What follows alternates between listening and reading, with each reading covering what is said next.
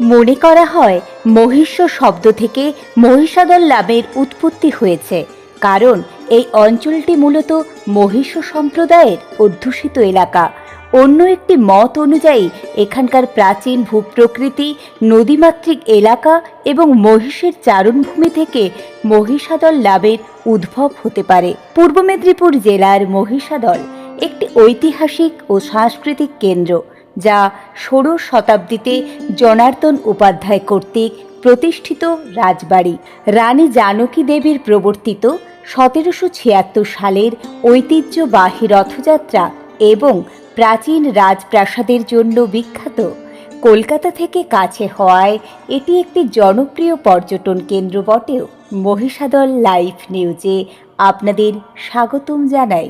এখানে পাবেন মহিষাদলের যাবতীয় খবর, শিক্ষা, সংস্কৃতি, খেলাধুলো, রাজনীতি।